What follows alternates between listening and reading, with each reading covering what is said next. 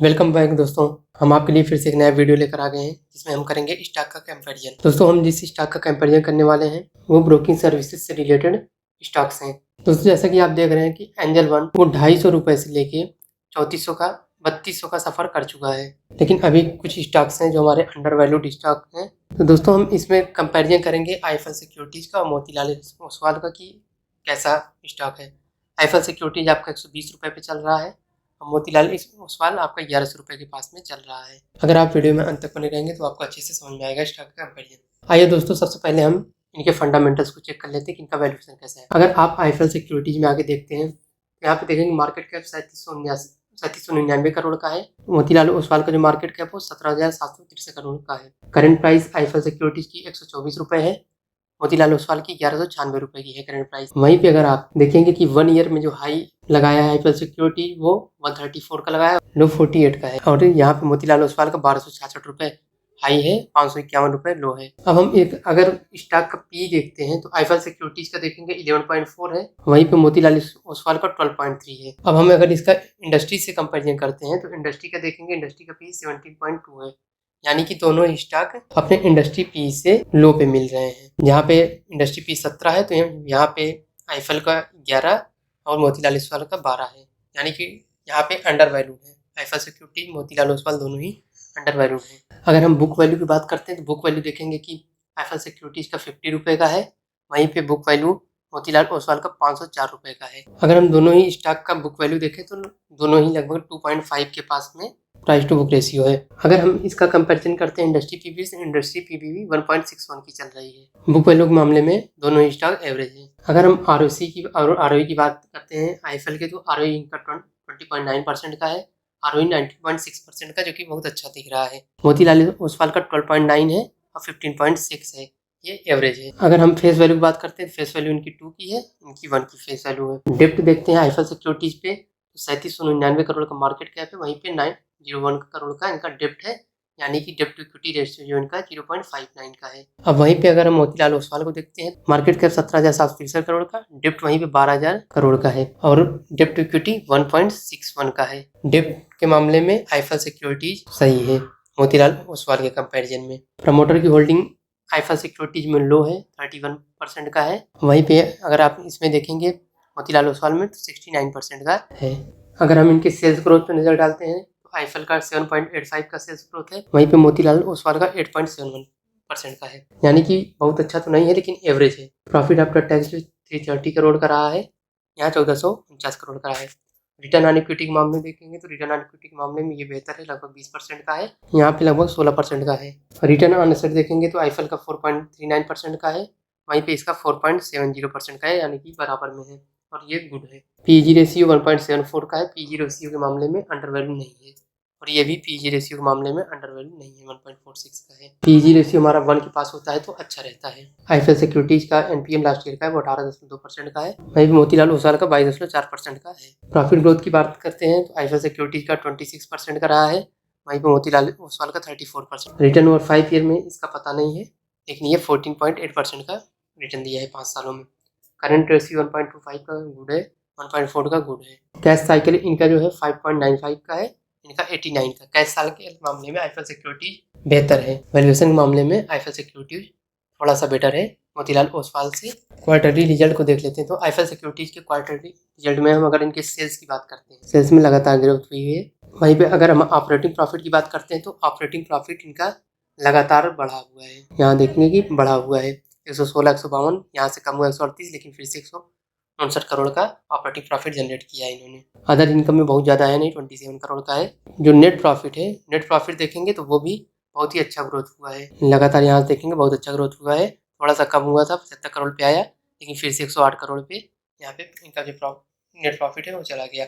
अब वहीं पे अगर हम मोतीलाल ओसवाल में जाते हैं, मोतीलाल ओसवाल में देखेंगे तो इनका भी सेल्स देखेंगे तो लगातार बढ़ा हुआ है। ऑपरेटिंग प्रॉफिट की बात करते हैं तो ऑपरेटिंग प्रॉफिट भी इनकी लगातार बढ़ती जा रही है और अच्छा प्रॉफिट जनरेट किए हैं। नेट प्रॉफिट में अगर हम बात करते हैं, नेट प्रॉफिट भी इनका गुड रहा है। दिसंबर 2022 में जो था वो कम हुआ था, 227 करोड़ आ गया था 510 करोड़ से, लेकिन यहाँ पे फिर 528 करोड़ और 532 करोड़ का अच्छा जंप किए हैं। और ईपीएस में देखेंगे तो ईपीएस इनका बहुत अच्छा चल रहा है, 15%, 11%, 35%, अब 35% है। अगर हम आईफल सिक्योरिटीज़ के एनुअल रिजल्ट को देखते हैं, एनुअल रिजल्ट में देखेंगे कि 2018 में इनका जो सेल्स था 933 करोड़ का था, मार्च 19 में 870 करोड़ का, फिर 758 करोड़ का, इधर कम हुआ, फिर यहाँ से बढ़ा 841 करोड़, 1295 करोड़, 1361 करोड़, 1660 करोड़ का। मार्च 2021 से ग्रोथ करना चालू कर दिया। ऑपरेटिंग प्रॉफिट में भी वही है, ऑपरेटिंग प्रॉफिट में भी इन्होंने फिर वहाँ से ग्रोथ करना चालू किया, 475 करोड़, 564 करोड़।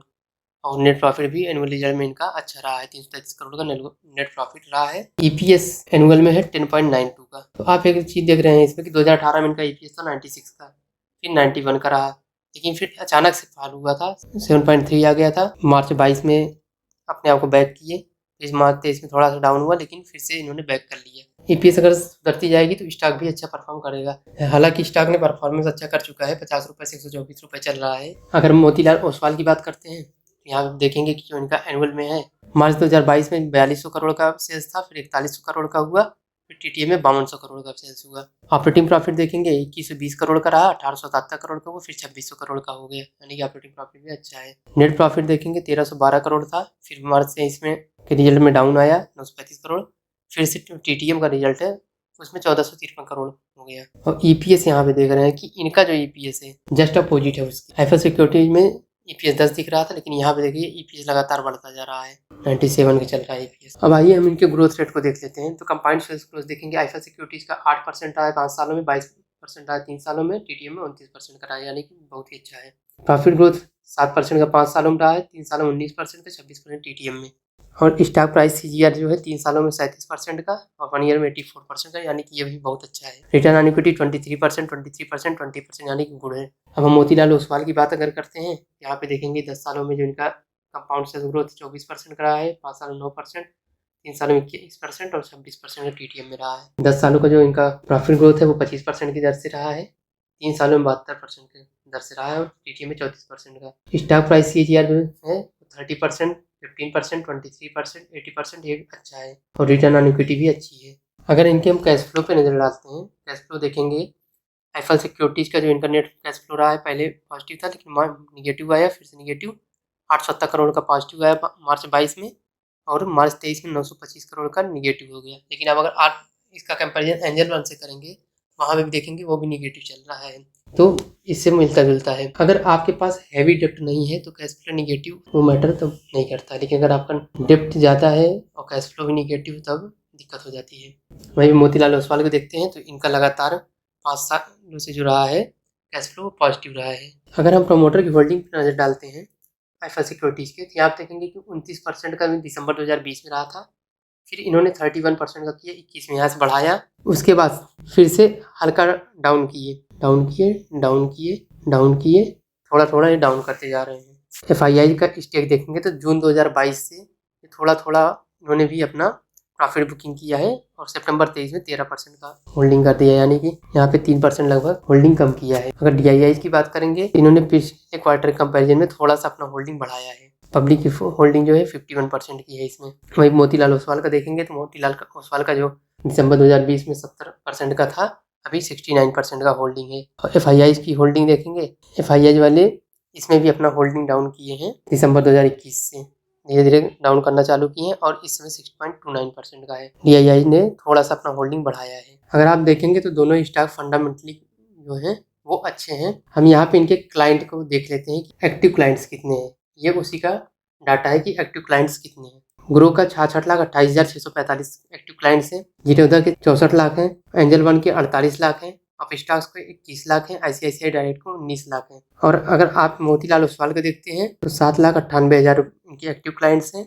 और वहीं पे अगर आईफल सिक्योरिटीज की बात करते हैं तो यहाँ पे 4,23,474 क्लाइंट हैं। टॉप 20 में ये दोनों स्टॉक ब्रोकर जो हैं वो आते हैं स्टॉक ब्रोकिंग में। तो आने वाले समय में धीरे धीरे लोग स्टॉक मार्केट में आते जाएंगे, जिससे इनके क्लाइंट्स भी बढ़ते जाएंगे और बढ़ेंगे। तो एंजल वन इतना ज़्यादा परफॉर्म क्यों किया? क्योंकि एंजल वन के पास बहुत ज़्यादा क्लाइंट है, 48 लाख क्लाइंट है, तो इसलिए एंजल वन इतना ज़्यादा रॉकेट हुआ। और ये सब जो है हमारा ये मोतीलाल ओसवाल और आईफल सिक्योरिटी जो है, पैसा इन्होंने भी अपने लो से डबल कर चुके हैं, वहाँ से दोगुना जा चुके हैं, लेकिन ये धीरे धीरे करके जा रहे हैं। तो लेकिन एंजल वन अभी वो अपने पी के मामले में महंगा हो चुका है। वहीं पे आईफल और मोतीलाल ओसवाल जो है पी के मामले में भी अंडर वैल्यू है।